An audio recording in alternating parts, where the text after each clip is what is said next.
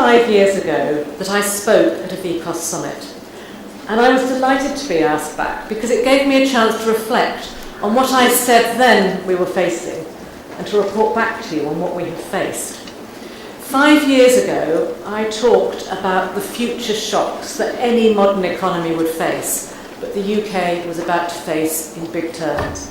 We knew then about the global financial crisis. We didn't know then that the Eurozone crisis would bring us to our knees again. We didn't know then that we would elect a government, although we had a good guess that we might, that would commit us to a programme of what we call austerity for the next 5 years and for the foreseeable future. We didn't know then that climate change would bring immediate, rapid shocks to our system. We've always suffered floods from time to time. It's the UK disease. This winter we suffered floods on a grand scale in some of the richest parts of the country as well as the poorest. We didn't know then that our labour market would look so different when we emerged from our deep and lasting recession. And what I want to talk about today is what we've been through, but much more significantly, what we now face, and try and reflect with you on the community sector's role in driving lasting social change. The sorts of announcements you've just heard from your Premier would never have happened without the full and active engagement of the community sector. And I want to talk about what the community sector can do in tough times as well as in good times, because my guess is, having arrived 2 weeks ago, you're facing some quite tough times here. In the UK, we emerged from this long, grim recession into a labour market that looks different from the one we had before. A labour market in which we, Joseph Rowntree Foundation, in one of our annual data reports in December, reported that half the households living in poverty have somebody going to work. So our labour market no longer provides a reliable route out of poverty. Our labour market traps people deeper in poverty. We have a housing market that is famously dysfunctional, 1.5 million people in our country of 65 million people on our housing waiting list. House prices in some parts of the country so high, whether you rent or buy, you can't afford it. And a population that, like yours, is getting older, is experiencing more disability, is enjoying the great benefits of children who died in babyhood now living to adulthood, but costs to the economy we hadn't foreseen. And although I agree entirely, 100% with the Premier, that we need a strong economy if we're going to deal with our social problems, my argument is we will never return to growth, never return to sustainable growth, unless we deal with those social problems. That the high levels of poverty we are carrying in the UK today, and the high levels of poverty some states in Australia are carrying, are not just bad for the people who are poor, and they're certainly that. They are destructive to the economy, and in our case, they're a brake on our possible return to growth. In our country, in the UK, the scale of poverty and disadvantage and deepening, sharpening inequality is a cost that the whole country bears. It's not a free thing that happens. When people are very poor, it costs the government a lot of money. When people are destitute because they can't claim benefits, because they're barred one way or another, they end up doing the single most expensive thing anyone can do. They go to the emergency room in hospital, or they end up in prison. That costs. In the UK, we calculate very precisely that the cost of child poverty every single year to the taxpayer is £29 billion. So don't contrast the taxpayer and the welfare recipient. We all pay tax, we all benefit from welfare, we all pay a high cost when poverty continues and is deepened. We pay the cost in loss of tax revenue, we pay the cost in additional services. But it's not just cost, it's a huge waste in our economy. In the UK, we have a desperate need for skills, for ability, for the new skills that we need in our growing economy, or we hope our growing economy. And as we waste the lives of poor people and poor communities, as we allow poverty to be locked in to some localities, we waste those skills. Because we know, and I suspect the figures are very similar here, that at the age of 3, we know what the attainment gap is between the poorest and the richest child. We know at kindergarten that there is a difference in capability and attainment. and that gap only widens as children go through school. That's not just bad for those children, although it's catastrophic for those children. It's also a huge waste to society. And finally, that level of poverty and disadvantage and deep inequality is, I believe, a considerable risk to a modern social democracy. The Arab Spring happened when 40% of young men were unemployed. There are parts of the UK when we are meeting that target. There is a risk to our stability and our security. The Minister talked powerfully and I thought very compellingly about family violence. We know the risk in individual households when financial problems exacerbate what was already a toxic arrangement. We know that violence flourishes at times of huge inequality, uncertainty and precariousness. And in the UK, we live with a precarious labour market, dysfunctional housing market, and a social structure that is struggling to keep up. Our community sector, what we will call the voluntary sector, but I think it's pretty comparable, has been through challenging times indeed. We have lost organisations. We have seen organisations close in a hurry. We've seen mergers that were, I think I best describe them as forced marriages happen. Some were good, some were bad, some have ended in inevitable tears. We have seen complete disarray, but we've also seen the community sector at its very best, focused on the future, focused on the long term, not buffeted by the political changes, not always responding to the short-term challenges, recognising that social change takes time. Social change never happens in a flick. It never happens because a premier makes an announcement. It is never one government that delivers social change. My organisation was established in 1904. We're 110 years old today. Joseph Rowntree Foundation and Joseph Rowntree Housing Trust have two inheritances from Joseph Rowntree, a wealthy businessman. And I think they speak to your agenda today. We have an inheritance of architecture, of housing, of providing a stable platform for people, of recognising that a home is absolutely essential before anybody manages to improve or change their life. Unless you have security where you live, how can you build a life and contribute to the economy? We manage that housing to this day. We're building 540 new homes as I speak to show what modern housing can be like, what the 21st century response is. But he also left us an inheritance of inquiry, of finding things out. The trust deed says, go forth and find the reasons why.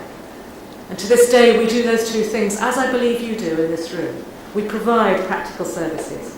Our feet are on the ground. We're close to neighbourhoods and communities. But we're also interested in finding out, gathering the evidence, understanding what makes social change. Our mission, and I suspect we share that with many of you, whether it's articulated or not, is to influence lasting social change. It's not just to make do. It's not just to get through to the end of the year, important though that is, and challenging though that has been in the last 5 years in the UK. It's not just to keep our services going, vital though we believe they are. It is to understand, to really understand why we face the challenges we do, and how, in our case, the seventh richest country in the world, with a long and proud history of social democracy and solidarity, we can reclaim those values that run through a stick of rock, like the Joseph Rowntree Foundation, that every human being has value. And that a recovering, strong economy is one in which every individual can play their part. We will not have a return to strong economic growth while we carry high levels of poverty. So in identifying what the ingredients are of social change, I want to reflect for a time on the role of the community sector, because there is a recipe for social change. How else did women get the vote? How else did we move to equal marriage for gays and lesbians in the UK, only 20 years after we had the most punitive legislation I have seen? How else did we move to a situation where community organisations can come together in a room like this and share their experience? How else did we get equal rights for elders?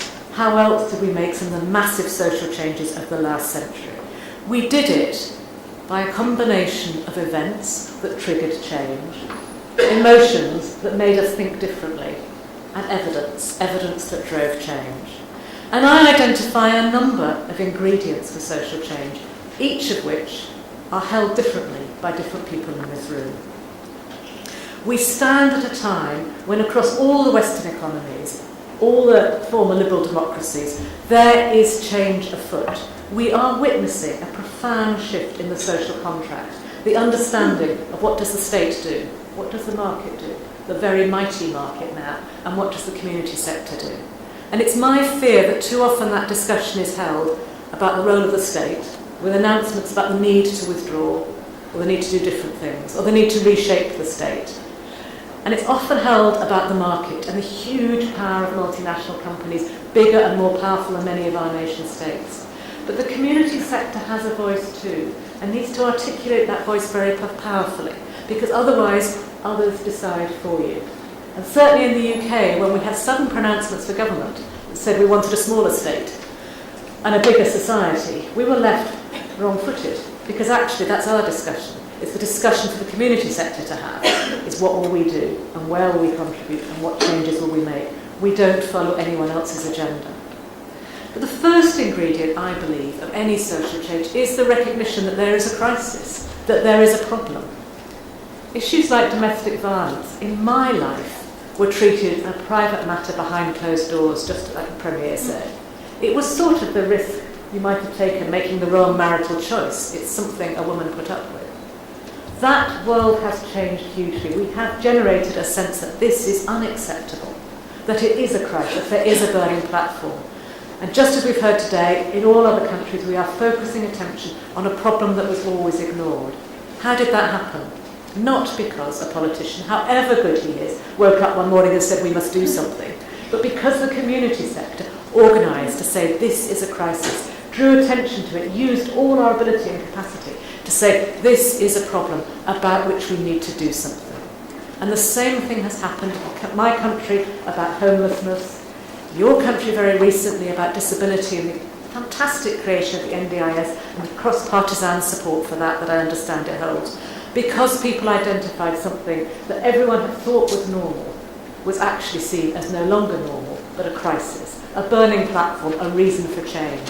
The community sector must claim credit for identifying where the crisis is and for making sure that it's visible and understood. Far too often in our countries, the bad stuff is hidden away. It is easy to hide away our social problems, and increasingly, in our increasingly divided society, poverty, disability, lonely old age is hidden away. That's why I say understanding the crisis, drawing attention to the crisis, monitoring the crisis, counting, getting the data and putting it in a form that people can understand is a fundamental part of the role of the community sector. It's not an additional thing, it's what we do. We record what we do and we bring it to public attention. Because otherwise, how do we create a narrative? How do we create a story that says, it's not because people are bad that they are poor. I have made many mistakes in my life. My children have made many mistakes. I suspect everybody in this room has made mistakes. If you're poor, those mistakes can be catastrophic. If you come from a comfortable or protected background, those mistakes are things you will help through.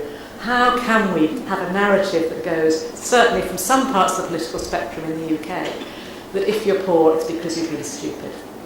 If you're poor, you've probably been unlucky. You've probably lived in the wrong place, or you've had a profound disability. Because you're poor, you're not stupid, you're not wrong, you're just unlucky. How can we reframe that narrative? We can only do it when it's the community sector telling the real stories of people who really live like that. Because if you read the tabloid press in the UK, you know precisely what the causes of poverty were, and you'd be absolutely wrong. Because the causes of poverty are ascribed to individuals, and all of us know in this room that yes, individuals do daft things or do silly things, but what happens is how the system responds and how we get out of it. Any of us can get divorced and be on hard times. What matters is a system that picks you up and helps you on your way. So a narrative is one of the ways in which we change things. We drive social change by understanding the real story. And the community sector has those stories, just as you have the data. You have the sense of crisis, you understand the urgency, and you have a story to tell. But it's not just doing those things that makes a difference. Think of the social changes that we've witnessed in our lives. They've not been done in private. They've not been delivered in lobby rooms and talking quietly to politicians, important though that is, and we all have to do it, and we will all have to do it. There is also a role for those angry movements, those people outside the room, the people who are the angry outliers, who say this is not enough, we will not put up with this. Those voices too need support and treasuring. Some of them will not come in the shape of established organisations. Some of them will not have constitutions that you can understand. They will not hold a balance sheet and have a CEO and a salary. But those movements too need to be welcomed into the community sector, because they too, in their own way, drive social change. Embarrassing sometimes to us, very extremist occasionally, saying the wrong thing, doing the wrong thing. Those angry movements are what's driven the social change in the last century and will drive the social change in the future. And so too are what I call in the UK our surprising friends, the alliances we make, the people we didn't know would be on our side, the businesses that in the UK are now working with charities to say, yes, do you know what? Really low pay is trapping people in poverty, and that's not good for our business, just as it's not good for those people. The research the Joseph Rowntree Foundation has done, which shows that if you pay the living wage, which is a reasonable standard of living, not high, not lavish, but reasonable, who knew your staff stay longer? They take less sick pay. They tend to be not doing 3 jobs in the space that they could do 1. Businesses are our surprising friends. It is not politicians who are now talking about the level of wages in the UK.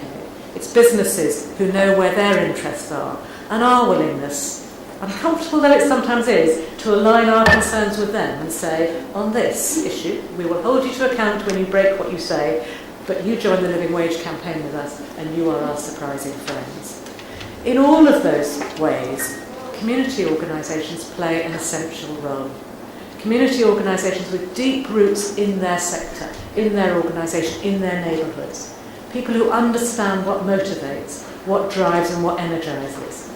That's what gets us through the sorts of funding crises that we have faced, continue to face, and I expect you are about to face. There are risks to community organisation in our current environment. There is a risk that all attention will focus on your individual budgets. And I'm CEO, and I know precisely what that's like. I know what it's like to be thinking, can I make the numbers add up at the end of the year? And that can consume a huge amount of energy. That's a risk, though. We have to keep focused on our purpose and our mission. What are we here to do? How can we best achieve it? How can we, in advance of cuts and reductions, make the changes that we need to make? Because actually we all need to save money, we need to find ways. We feel cut to the bone, as somebody said to me, there's no fat here. We still need to be ready to do that. Not because we want to sacrifice, but because we need to be fit. We need to be ready for the future. There is a failure to cooperate in the community sector, particularly when times are hard. And I guess in the state of Victoria you are all hugely cooperative, but I can tell you from the UK, there have been times when we've competed needlessly. We've wasted energy, we've been divided and therefore ruled. I'd urge you not to fall to that risk. And I'd urge you not to see the decisions of government as instructions to you. When government, state or Commonwealth asks you to do things and puts money on the table, they're buying your services, but you're selling too. And you can choose whether you sell those services. There will be contracts which you will be offered, which will provide you with some form of stability. And some of those are absolutely aligned with your mission. You should sign them, take the money and do the job. But there will be others that will compromise you in ways that distort your mission. And perhaps, even more worrying than that, may start to erode that fragile trust that is the single biggest asset of the community sector. Our assets are our balance sheets, our buildings, our wonderful staff. But our biggest assets in the community sector are the trust and respect to the communities in which we work. That trust has gone, in my country, from the banks, in many countries from politicians and government. Trade unions have lost trust, so have churches. The community sector, the charities, the philanthropic institutions need to treasure that trust and respect. Because when that goes, all else goes. And your contribution to my recipe for change, the ability to drive real and lasting change, will be destroyed. So my small piece of advice from a country which has been through some of the things that you're going through is stick to your mission, understand your purpose, adapt it, yes, for the 21st century, but set your own agenda. Don't be too distracted by the huge changes around you. because actually the long-term change is one in which a more prosperous country can live well into the future, and that will only be achieved when we have real lasting rights for people, places in poverty, older people and women who are victims of domestic violence. Thank you so much for listening.